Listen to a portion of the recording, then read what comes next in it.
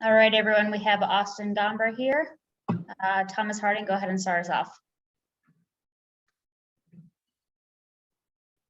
If you can kind of take me through that first inning, obviously you don't want to walk the leadoff guy. Then you get the comebacker from Pollock. Just the way that began, how did that kind of set the afternoon for you? Oh, yeah. I mean, it's obviously not what you want. Walk the leadoff guy and then get a chance for a double play ball and throw it in the center. So, it's kind of the theme of the outing. Pretty frustrating. It's just not who I am. I've never really been a guy that's like a high walk guy. So, we'll learn from it and move on. You don't often get to. I'm sorry. Are we okay?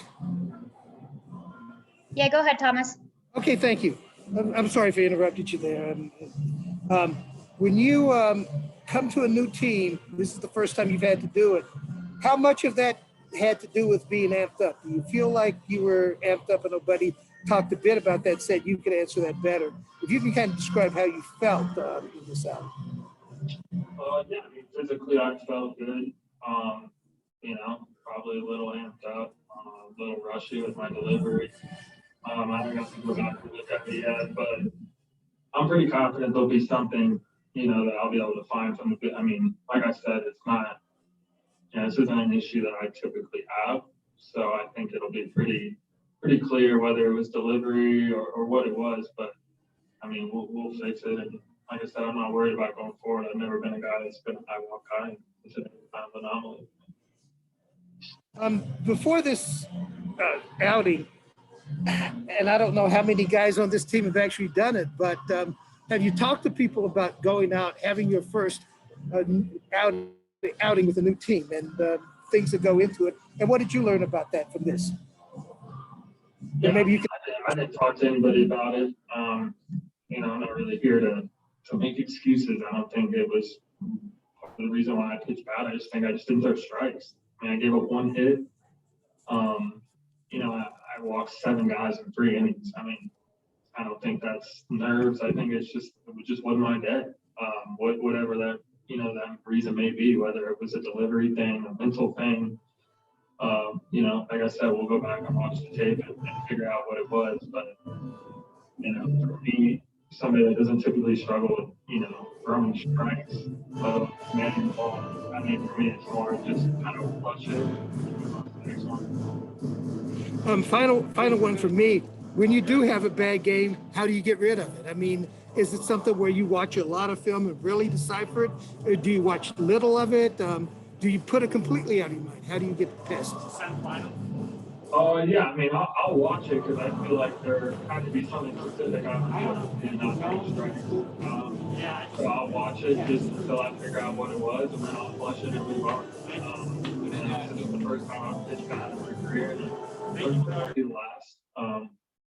So the biggest thing is just get the work in this week, and then go out my next start and fill up the zone and go back to being the guy that I was all spring training, the guy I've been my entire career, which is a strike thrower, and we'll start there and continue to build that.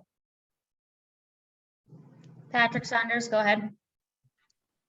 Hi, Austin. Not to be repetitive with what Thomas asked you, but in your career thus far, when you've had an off day, maybe not a day like today, but an off day in the past, have you found it fairly easy to go back, figure out what went wrong, either mechanically or mentally, whatever it might be, to go back, fix it, and come out the next time and erase it all and be the pitcher you think you can be?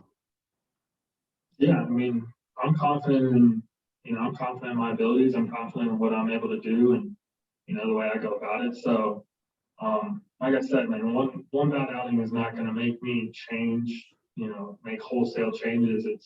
Let's get in the video room probably tomorrow or even tonight, and then, figure out what was going wrong, and then we'll address it this week, and it'll be forgotten about. My next start, it'll be like it didn't even happen. I mean, I think you're not going to have success in baseball if you're not able to kind of flush bad outings or bad games. And So it happens. It'll happen again at some point, and I'm looking forward to my pitch. That's for sure. Thanks, Austin. Owen, go ahead. Austin, how did pitching today at Coors Field meet with your expectations of pitching at Coors Field?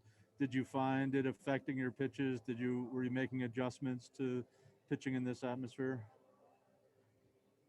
No, not specifically. I didn't really notice anything. I think from watching this series here, I mean, I think it's a little bit. I mean, obviously the ball flies a little bit, but I think it might be a little bit of overkill on the stuff. I mean, my stuff was fine. My curveball was fine. My slider was fine. It just wasn't throwing strikes. So I don't think it had anything to do with the altitude. It was more of either whether it was something delivery or I wasn't as aggressive mentally as I would have liked to be, but I mean, I don't think the ballpark had